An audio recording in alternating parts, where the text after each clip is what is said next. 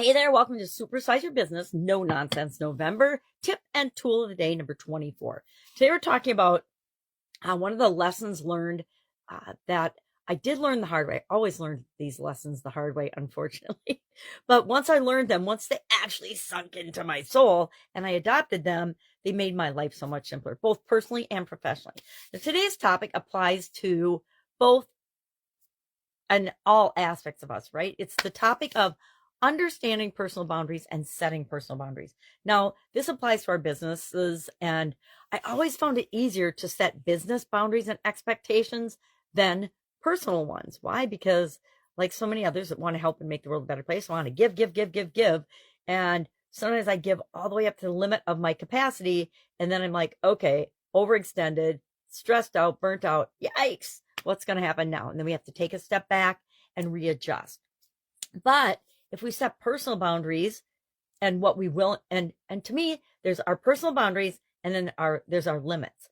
Our personal boundaries, we want to intentionally set and create and communicate to other people so they know how to treat us, what to expect from us. And so we know how to treat ourselves and what to expect from ourselves. But if we don't do that, people will push us to our limits, and our limits are usually our breaking point. And do we want to break in business and in life? Heck no. So let's figure out some ways to set some boundaries and to understand other people's boundaries and honor those. For me, boundaries are expectations and expectation sharing. This is what you can expect from me. This is what I expect from you. Do we agree? I gave an example in the Let's Grow Annual Challenge private Facebook group talking about the same topic today about work boundaries and expectations. If you've ever had a boss that just delegates and keeps piling on the work without prioritizing or letting you know that what's expected in return for piling on all the work, you can get resentful. And setting boundaries is all about identifying what are the situations where I'm feeling used and abused, put upon, resentful, upset in any way, shape, or form, and what are the situations that are causing me to feel that way? What's triggering that?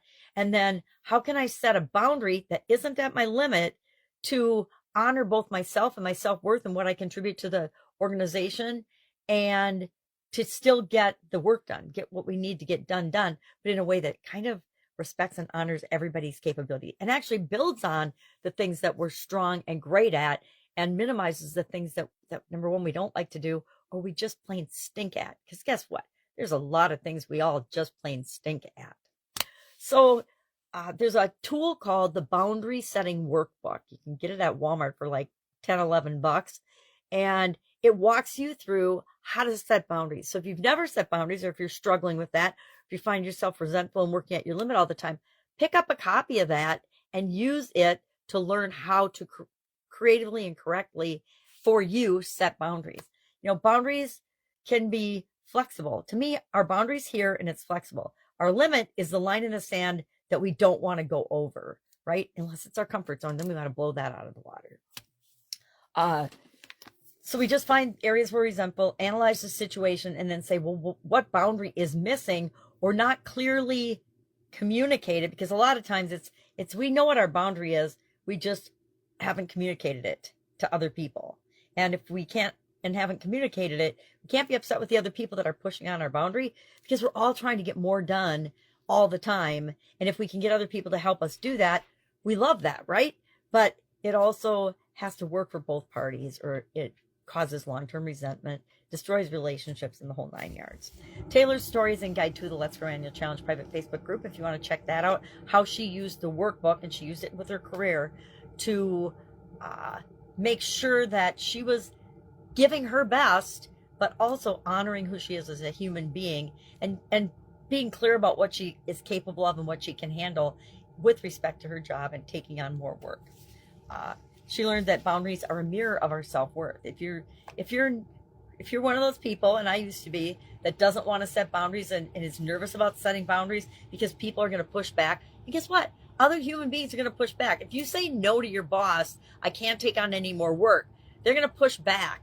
But you can push back again and say, hey, we either need to reprioritize these things so I can fit that in, or I can't do it. I can't take on more and I don't want to overcommit and then under-deliver. That always works, by the way.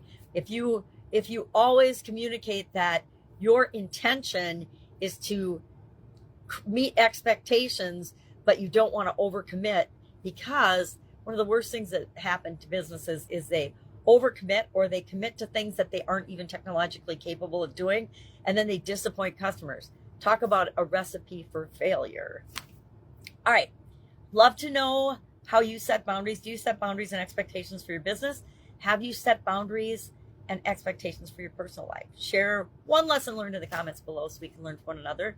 And I will be with you tomorrow with another No Nonsense November tip and tool of the day. Have a great day.